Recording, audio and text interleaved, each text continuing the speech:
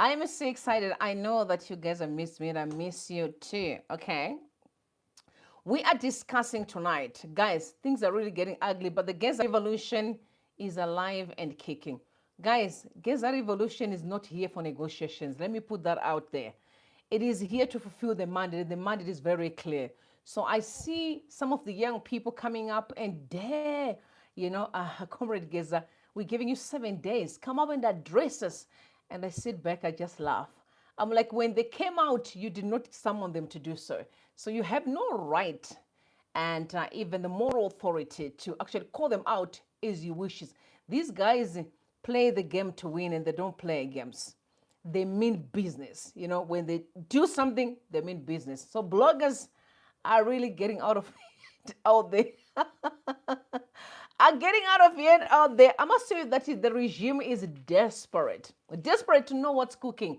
I actually saw a pamphlet yesterday on a Twitter where they were accusing Chamisa that he is starting a new party. They also, on the other hand, you have heard the issue of, Chiwenga's wife, Miniotava. She has been robbed. I can tell you, desperate for information. They're desperate. They're playing any game in the book, but it's over. Mnangagwa was locked. He's like, he's cornered. He's nowhere to go. I'm like, yeah, this is what I was looking for.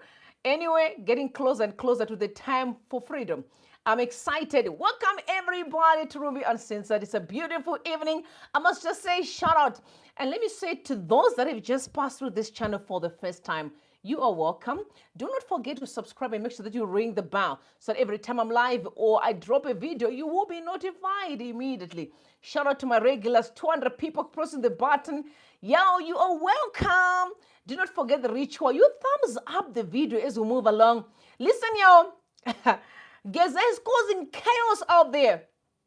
These guys are desperate. What's going on? Why are they quiet? Come out. Nah, relax. They don't just come out. They do not just come out. And some of you have heard that, no, we are desperate. We need a solution now. Relax and chill. The solution is on the way. Okay, solution is on the way. Oh, by the way, guys, my condolences. Lungu went home to be with the Lord. I don't know if he's right now being judged or something. I don't have a clue. And the reactions on social media are extremely ugly. And I think you guys, whatever you're thinking about is exactly what I'm thinking about. I don't even care honestly about Lungu because I know what he did to Zambians. I know how he bleeded that country. I'm genuinely think that he may have died of stress. Really, because remember, after he lost all that he thought was like his life, he tried to fight, the courts could not work. This can show you the kind of Zimbabwe that is on the horizon. All these criminals think they've got it under control, but they will be shocked with what's coming. We want our money back. You thugs, we want our money back. We'll take everything, scrap every cent. If it's houses, we'll get them back. We'll get them back, okay? We need our money back to the state. So yeah, very sad news, but like I said, I don't know what to say about Lungu. Honestly, I'm going to talk more about that a little bit later on. But hey, it's very important for everyone to know that the crisis that we have in Zimbabwe cannot be solved without a revolution. I'm going to put that out there. Just know what we have currently can never be resolved without a revolution. But we need to describe what do we mean by the revolution? Because majority of people think it's always about taking the arms and fight. In 2025, it's a different kind of fight. It's not the same. So I want to read this article for you, and I want you to pay deep attention. Okay, I said pay attention very closely. It was written by the GGTV Global Geopolitics. Shout out to you, but I do not like one thing about your article, okay? You want to ask me about my personal information? No, I'm not going to subscribe to that. You see this? No, we don't do that, brother. We don't. All right, let me read out for you so I can let you know what's really coming.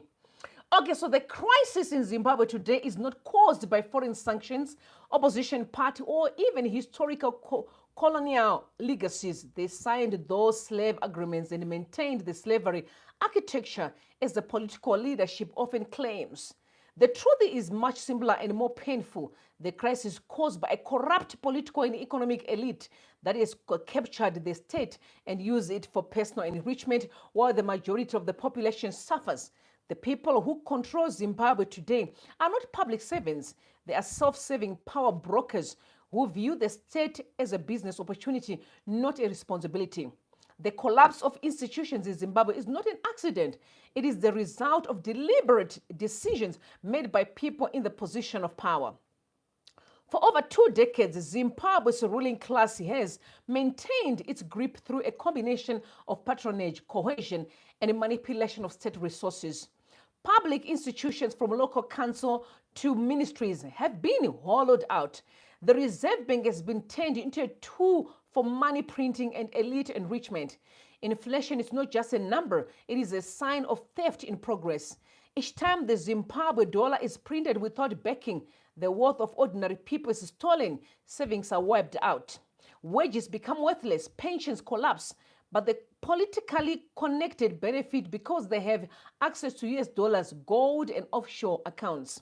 This is not bad governance. It is organized looting. I love to call it stealing because when you say looting to the rural folks, they may not understand what do you really mean. So it's organized stealing.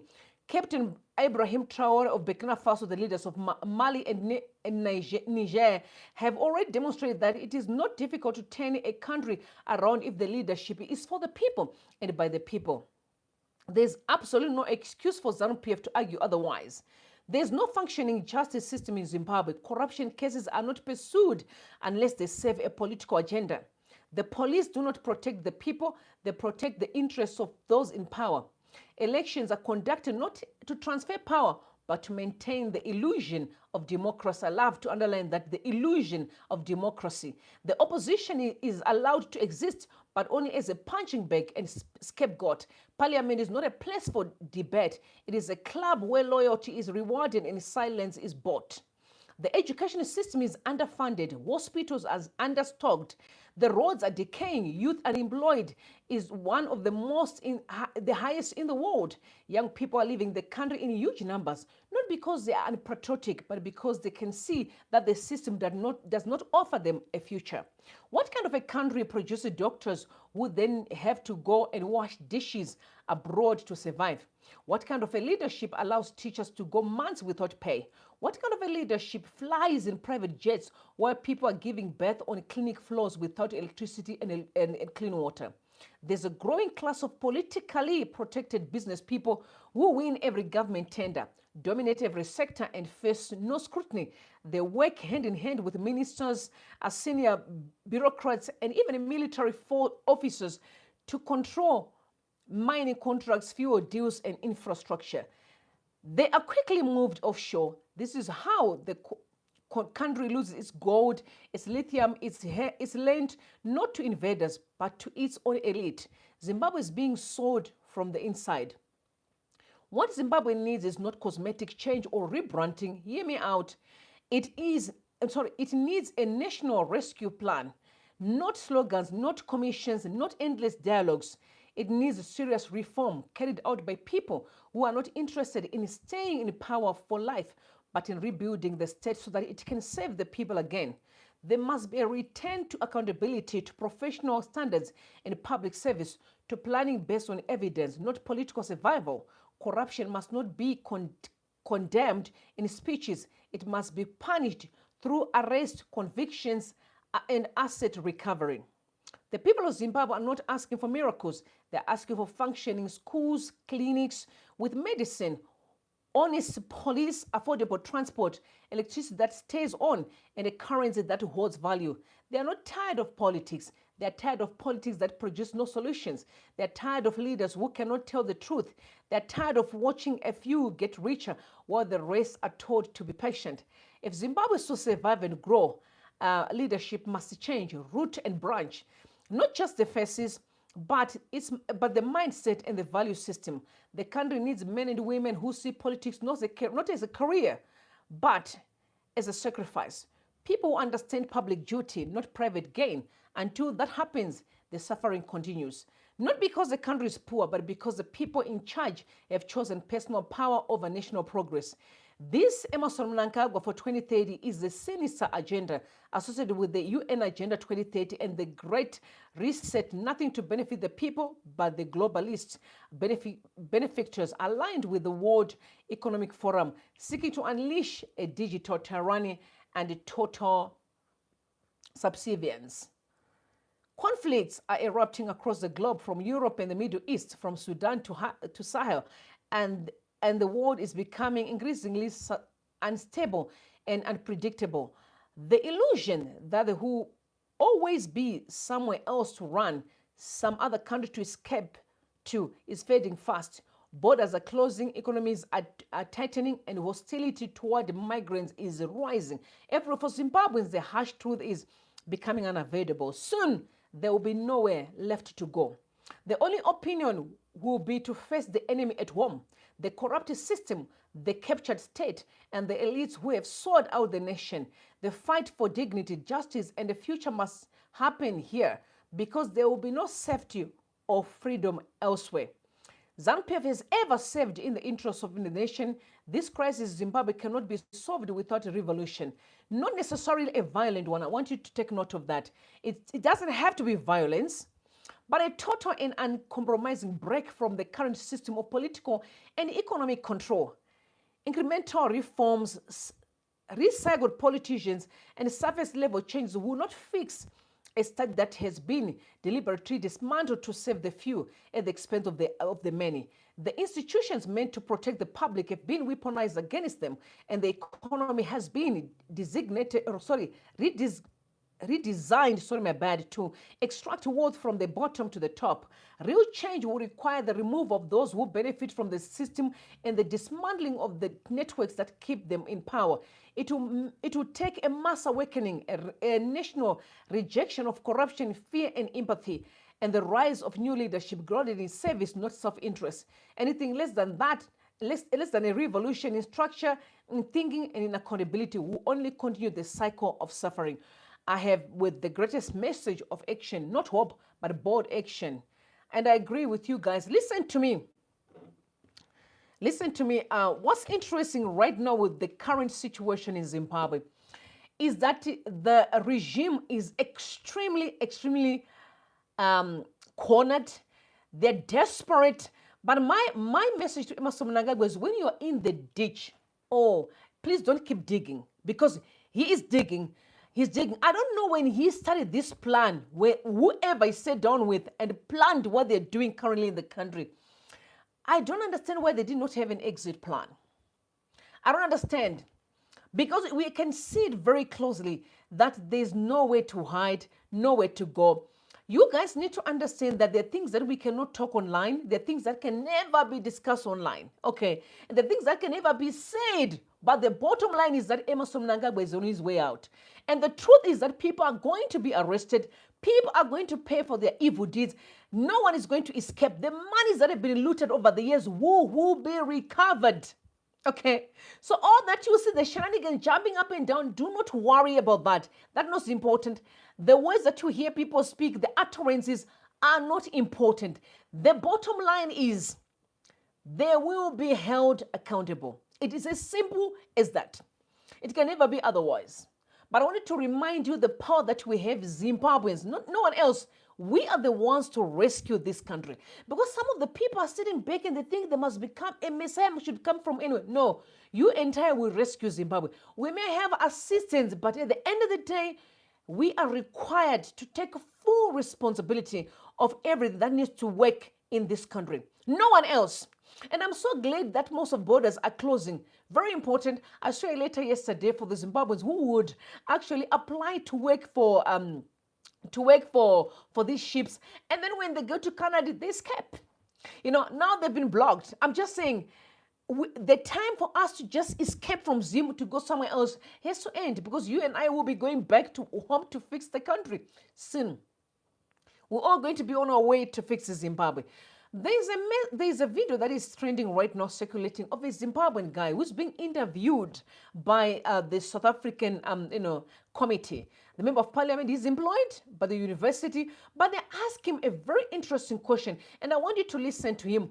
It's embarrassing. It's embarrassing how we see this country. It is honestly embarrassing for me. I feel embarrassed for him. I don't know why you could not just stand and do the right thing. He keeps on pushing back. Doesn't want to even admit that he's a Zimbabwean. Like, guys, what is it about us? Why do we hate our country so much? I love Zimbabwe, but I don't like Emerson Mnangagwa and his regime. I do love Zimbabwe, but I can bet you Zimbabwe, I do not like Emerson Mnangagwa. I've been very clear on where I stand as far as his regime is concerned. And I also hate everyone that he works with. I hate, bear in mind, please note, I hate. Let's take a listen to the Zimbabwean guy quickly, please. A resident and citizen of South Africa for close more than 20 years now. A resident and citizen of South Africa for close more than 20 years now. My children were born in South Africa, and I'm a South African. Thank you. Okay, let's change the subject matter. Someone born, not yourself. We're changing the subject matter. Someone born in Zimbabwe, other than yourself. Is it correct for him or her to feel that the Zimbabwean government must prioritize them, not you, them, for jobs in their country? It depends on their circumstances. If they have grown up, worked the entire life of themselves, whether they were born in the DRC, and they worked the entire life in Zimbabwe, or their children were born there. CFO, now you're changing the subject matter. That's wrong. What you're doing now is wrong. I indulged you. I changed the subject matter upon your request. Now let's talk about based on the question. Please answer the question. Is it correct for not you, a Zimbabwean that is in Zimbabwe now? Is it correct for that Zimbabwean to expect the government of Zimbabwe to prioritize jobs for them? Yes, correct. It's correct. It's correct for the Zimbabwean government to prioritize jobs for Zimbabwe. It's correct. Do you consider yourself South African or Zimbabwean? I consider myself to be South African. I travel on a South African passport. You're no longer Zimbabwean. The Zimbabwean constitution does allow for dual citizenship, so does South African. So I still hold my Zimbabwean ID. That's correct. So are you still Zimbabwean? Yes, I was Zimbabwean back then. So why do you say you are no longer you South African? I said I'm South African because you should say I paid allegiance to South Africa when I naturalized as a South African. All my children were born here except for one. They have studied here, so I consider myself to be South African. All my adult life, my working life, was spent in South Africa. What you should say, CFO, is that I am Zimbabwean, because it sounds like you are denying that you're Zimbabwean. You must be proud to say I am Zimbabwean, and I'm a naturalized citizen of South Africa. As such, I'm Zimbabwean and hold dual citizenship in South Africa and Zimbabwe. But I am Zimbabwean. Because Zimbabweans are watching you. And are you now saying you are no longer Zimbabwean? You must be proud. You must say I'm Zimbabwean. Chair, I did not renounce my Zimbabwean citizenship. I'm proud of my dual citizenship of both Zimbabwe and South Africa. I still hold my Zimbabwean ID. I did not renounce it. Zimbabwe allows me also to be a naturalized South African, and I've naturalized as a South African. Are you allowed to vote? I'm allowed to vote in both countries. Thank you.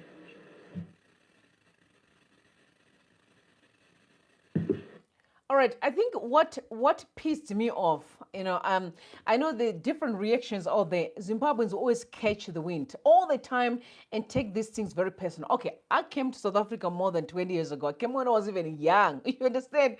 And most of the things that I get to understand better are South Africans more than Zimbabweans.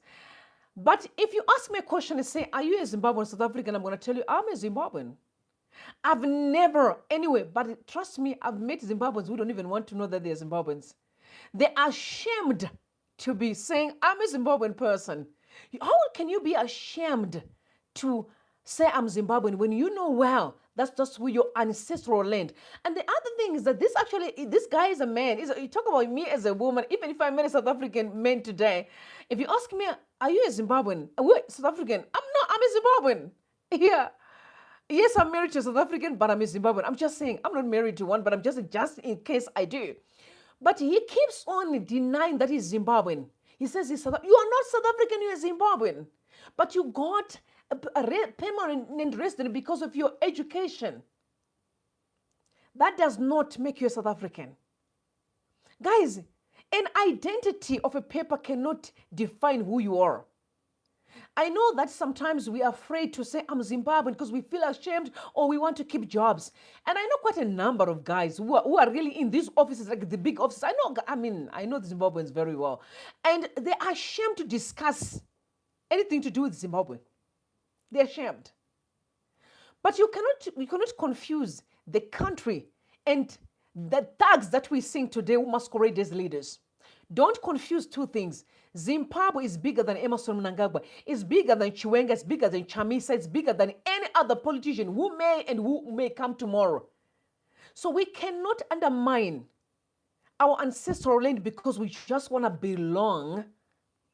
I know some are trying to, Zimbabweans being Zimbabweans, try to apply brain capability even unnecessarily. The question is, are you Zimbabwean or you're South African? I'm Zimbabwean.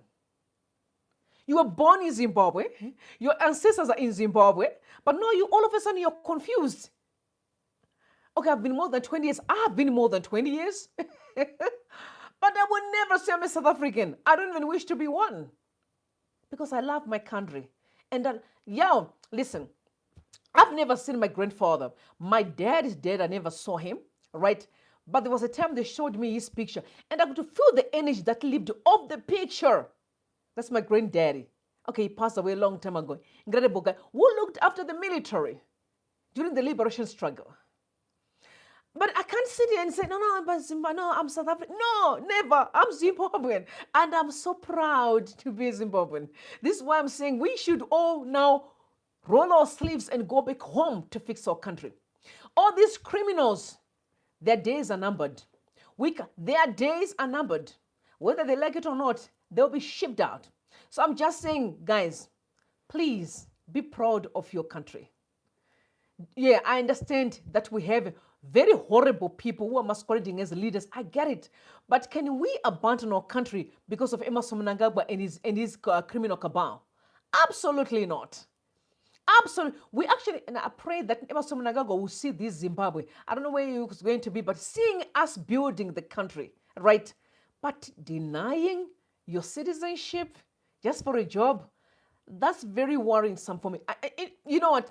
If I was those that would hire, I was not going to hire him for that reason. You cannot get a permanent resident because of your qualifications, and then all of a sudden you hurt your own country. All of a sudden you cannot be a Zimbabwean. And it's not going to remember Kawand. I don't even understand why. Do you know that under normal circumstances, we wouldn't be having the problems that we have today in Zimbabwe if Zimbabweans were united? I'm talking about even the working class across the globe. If we were genuinely united, we wouldn't be treated the way that we are right now by Emerson Mnangagwa and these criminals. Absolutely not. But it shows that some of the people think they are better than others. Again, when education is at play, now you think you know what? I'm like, no, we don't want to get involved, y'all. You know? Listen, I'm a woman, y'all. Sometimes I want to be, maybe after all is said and done, and I get myself back, you will see that I'm actually not what you guys think I am. But right now, we are in a cold war. That I can't be coming and be like, no, you know what? I think Emerson Mnangagwa needs to just go. You know? It doesn't work like that. We are in a war, so I have to wear the gear for the war. Right? So honestly, I feel embarrassed and humiliated that this man could actually waste time not say, I'm just a Zimbabwean. I know some people are saying, no, because it's a dual citizen. You can say all you want. The question was simple. Are you Zimbabwean or you're South African? I'm Zimbabwean. But I stay in South Africa and I do have my documents in. Simple as that. But he kept on mumbling because he doesn't want. But you also know that there are South Africans who are right now in prison, in remand prison. They're supposed to be deported. And that on its own also again stayed a bit of conversation. We know Zimbabweans are packed with no documentation. Do I blame them? No. Suffering. But then 7 South Africans are locked up in prison. South Africans are like, no, this is not it. How can that be? Zimbabweans are roaming around the streets today. Do I blame? These are my brothers and sisters. Again, I'm calling upon you and said, let's go back home and build our country. We are going to go back home and do what we can and prove to the world that together we can fix the country. Like I said, Edgar Lungu is dead. People were mocking him. They said they wished it was Emerson Mnangagwa. These are conversations on social media. Honestly, I don't wish anyone to die. But I understand when Zimbabweans are saying they wish it's Emerson Mnangagwa because people are in pain. They're suffering. You can't take away the pain of a human being. Sometimes you end up not even have no mess at all. So honestly, respect for anyone who thinks anything that they think about. So Mr. Lungu, I have nothing to say. But one thing I'll tell you is even your friend Emerson Mnangagwa, who realized he's not as smart as he thinks he is. He's not. Because, I mean, looting the whole country dry at the expense of our people will come with a lot of consequences. Wait and see. It's about time we remind each and every Zimbabwean that there's a line that you do not cross, notwithstanding the title that you hold. There is a line that you will never cross. And I guess Lungu died because of stress. Because this guy looted Zambia. He looted Zambia. Zambians were suffering to a point where he died in South Africa seeking medical attention. But he was a president of a country who could not even build a hospital. But you have seen what Hichilema did. I think by now he has built almost like 3-4. I'm talking about top of the range hospitals with all the equipments, top class. But he failed. It's embarrassing. I'm so glad that now Africans are willing to speak truth into power. Young people are no longer holding anything back. We have to call out these guys and remind them that we are not here to play games. We actually mean business. Please don't mind my alarm. It does this all the time. Yeah, but I'm telling people, say the wishes Emerson Mnangagwa, some even they're sharing pictures of him in the coffin, etc. And this is the information that Mnangagwa's children need to take to their own father. But for some reason, they always like brush it like it's nothing. No, it shows that Zimbabweans are fed up. You know, they're fed up. But talking about Mnangagwa and his wickedness, things are getting wild. He's so desperate to a point where he fabricated that these, do you know there's a group, there's a page called COSWA. So this COSWA is called, they're saying that it's actually for the children of war veterans, which I'm going to see every Zimbabwean, okay, is a child of an war veteran. So anyone who comes here and tries to seek a special attention is just lying and deceiving themselves. Every Zimbabwean bears a mark from the liberation struggle. So I don't buy this. You come and say, no, I don't buy it. I don't buy it. It's a waste of my time. Honestly, it is a waste of my time. But he's desperate. He decided to buy T-shirts and caps, etc., you know, and give about 500,000 that he offered, trying to buy the war veterans who are not accepting those trinkets. I also saw, you know, again, what are we expecting from a already compromised judiciary that they've kicked out, you know, the case against Mnangagwa that the war veterans has, that he cannot pay the white farmers. But did anyone saw any information as far as these white farmers are concerned? Because I can guarantee you the money went to their pockets. One day you will know the money really. I don't trust these ones at all. Did you see? Please, I'm waiting to actually hear or to see the documents and see all the reports that prove that this money really was paid to the white farmers. Because we know what we are dealing with, right? We are much aware that we're dealing with criminals here who lies unprovoked. They lie unprovoked. All right, so we're gonna move on. Emerson Mnangagwa, I've said it, when you are in the ditch, please don't dig more and more, because you are, like, I can't even begin to fathom that you guys are digging daily. It is a mess. The level of stealing that's going on in Zimbabwe is shocking. I'm going to ask you to not use the words corruption, because corruption is way too decorated. Corruption, looting, these words are glamorous. Don't use them because the rural folks won't understand. Okay, I can only imagine if I have to pull a child maybe in the rural area there, or even the high school kids and said, what is the meaning of the word looting? Because they don't have access to Google quickly to pick up the meaning. They may struggle, but if you say they are stealing, they can easily pick up what you're trying to say. So this regime is pegged with a lot of thieves, like real criminals. You know, I've always been asking a simple question. Right now, if there can be a man in our society who can either beat his child, like I'm talking about assaulting or abuse his daughter or son, we are going to freak out. We are going to speak about across social media platforms. We are going to send people and do everything that we can to cover up or to protect the life that is in danger, right? But for some reason, we have these men who are stealing. We're stealing money that is meant to feed children. These guys are the reason why people are dying in hospitals.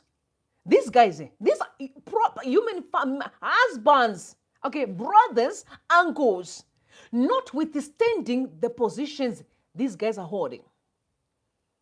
They are simply human beings, Zimbabweans, who have chosen to bleed this country to death. And for some reason, someone will say, no, they're just looting. I'm expecting rage, proper rage across all social media, including Facebook, where people like all these funny things, and TikTok. TikTok, they talk about it, always sex, all 24/7 on TikTok. Zimbabweans, you'll be shocked when we have these guys who are bleeding our country. I just want to give you a bit of a resume of who we can Shivai was in 20, because this resume has been dropped by ZANU-PF people, reminding Emerson Mnangagwa. In 2013, Shivai was awarded the 200 million tender Gwanda Solar Project, the 73 million refurbishment of the Harare Power Station, and 163 million, these are dollars, I'm talking about United States dollars, project to restore Munyati Power Station, as well as the 248 million Gairesi project, but he has failed to deliver on all of them. But I want you to know that the very same Wikino is one of the reasons why Robert Mugabe was removed. For those who didn't know, Robert Mugabe was removed because of the very same situation of Wikino. And by that time, it was only 5 million that he was awarded. But now we talk of millions and millions and billions, giving out money openly, and they do it brazenly so. They're not afraid, disrespectfully so. I always say the level of disrespect of these guys need to be studied. Our children need to be taught. Nah, guys, you see these guys that are in prison, you see them here, these ones that you are seeing. I know these guys will eventually come out and apologize to Zimbabweans. I know that. When the time is right, they will. But they'll be from Chikurubi there, from prison, coming out and say, we are sorry. They will eventually do that. But our children need to really understand, how did we sit back and watch such a level of disrespect that Emerson Mnangagwa and these criminals are busy championing in the country, across the country. Remember, this looting is not only in Harare. I actually heard recently that in Bulawayo too. And the mayor don't have no power to do anything because it's all being controlled from Jongwe House. But Emerson Mnangagwa and his criminals are putting the shots.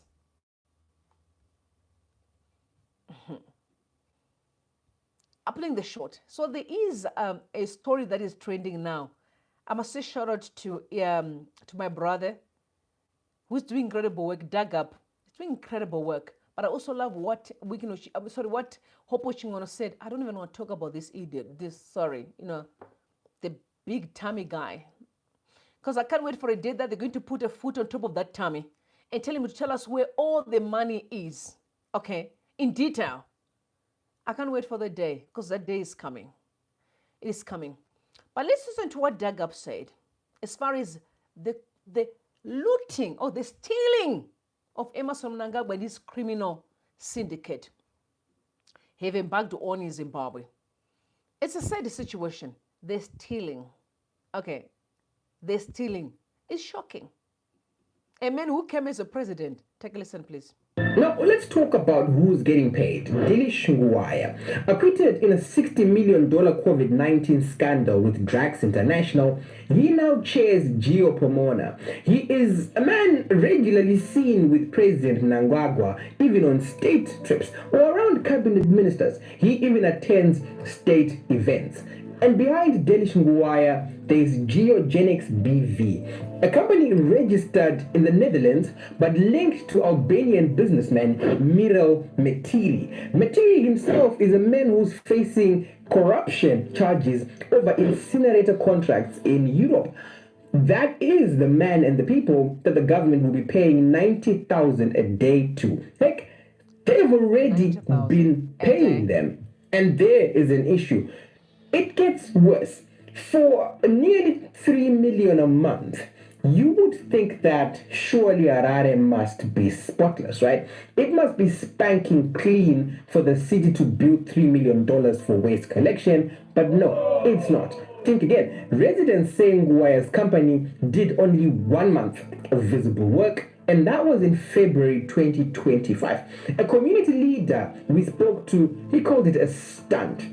On paper, Geopomona claimed it had cleaned 80,000 tons from illegal dump sites, but we sent boots on the ground, and that tells a different story. Mbare is still filthy, Warren Park is neglected, Highfields is still drowning in waste. There is no indication whatsoever that any work has been done. Factor in February, March, April, May, June, and you're almost touching $10 million for work that's not been done. But it doesn't stop there. The company started work 2 months late. It admitted it lacked the logistics, and it still doesn't have enough trucks and blames the council for not doing its part. It begs a lot of questions. The government intervened because it said council couldn't fix its affairs or fix Harare. But why sign a contract with a company that admits it's simply not ready to do the job? But while they're not ready and 2 months late, let's pay them well over $2 million a month. And let's talk about Harare Mayor Jacob Mafume. In 2022, he called the Pomona deal a financial scandal. Things happened.